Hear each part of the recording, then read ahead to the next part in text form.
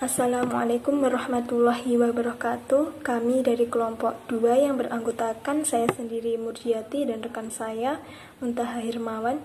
Di sini kami akan menjelaskan hasil diskusi kami yaitu tentang materi fikih kelas 7 Madrasah Tsanawiyah semester genap kurikulum 2013. Di sini saya akan menjelaskan tentang ketentuan sholat Jumat.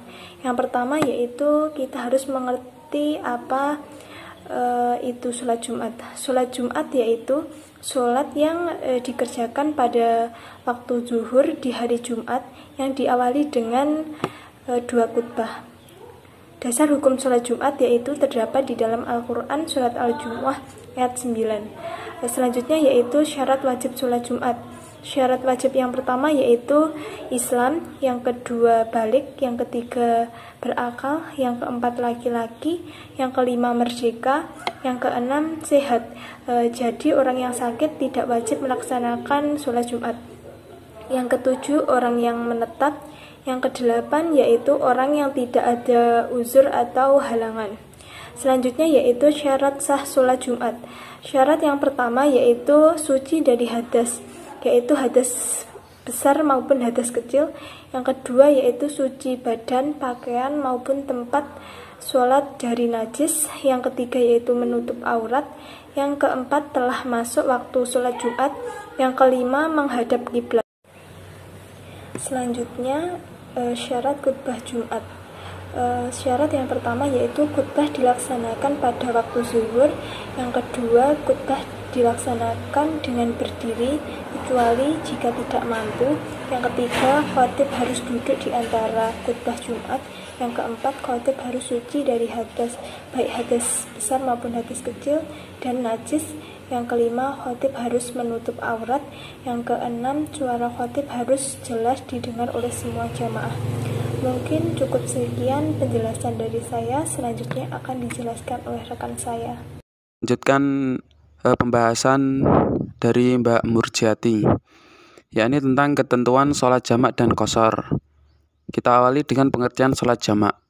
Jamak menurut bahasa berarti mengumpulkan, sedangkan sholat jamak menurut istilah adalah mengumpulkan 2 sholat wajib yang dikerjakan dalam satu waktu. Yang selanjutnya pengertian qashar. Nah, tadi jamak, sekarang qashar menurut bahasa berarti meringkas, atau sedangkan sholat qashar adalah meringkas sholat wajib 4 rakaat menjadi 2 rakaat. Yang selanjutnya adalah macam-macam sholat jamak. Jamak takdim adalah mengumpulkan 2 sholat wajib yang dikerjakan pada waktu yang pertama atau di awal. Semisal menjamak sholat duhur dan sholat asar, itu dikerjakan pada waktu sholat duhur. Yang selanjutnya adalah jamak takhir, adalah mengumpulkan 2 sholat wajib yang dikerjakan pada waktu yang kedua atau akhir. Ini adalah semisal seperti tadi sholat duhur dan sholat asar itu dijamak di waktu sholat asar. Kemudian materinya sholat sunnah muakkad dan ghairu muakkad. Pengertian sholat sunnah muakkad, yakni adalah sholat sunnah yang sangat dianjurkan untuk dilakukan. Sholat sunnah muakkad ini hampir tidak pernah ditinggalkan oleh Rasulullah SAW dan hampir mendekati sholat fardu. Kemudian sholat yang kedua yakni sholat sunnah ghairu muakkad. Sholat sunnah ghairu muakkad adalah sholat sunnah yang tidak dikuatkan atau kadang-kadang dikerjakan Rasulullah atau kadang-kadang tidak dikerjakan oleh beliau. Selanjutnya adalah kaifayat sholat dalam berbagai keadaan. Pengertian sholat dalam keadaan darurat, yakni sholat fardu 5 waktu adalah suatu kewajiban yang disyariatkan Allah kepada hamba-hambanya untuk dikerjakan.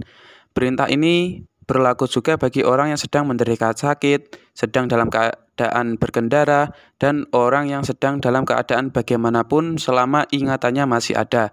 Maka seseorang yang masih memiliki ingatan itu wajib untuk mengerjakan sholat apapun kondisinya. Kemudian selanjutnya macam-macam sholat ghairu muakkad.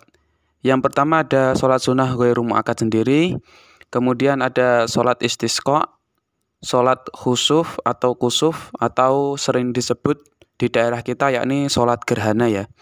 Selanjutnya ada sholat istikharah. Nah, untuk macam-macam sholat sunnah mu'akkad, ada sholat sunnah rawatib mu'akkad, ada juga sholat sunnah witir, ada sholat tahajud, sholat tarawih, sholat duha, sholat tahiyatul masjid, dan sholat idul fitri, dan juga sholat idul adha. Ya, mungkin itu yang dapat kami sampaikan di pembahasan kali ini. Apabila ada pertanyaan, silahkan ditanyakan yang belum paham. Terima kasih, semoga bermanfaat ilmunya. Wassalamualaikum warahmatullahi wabarakatuh.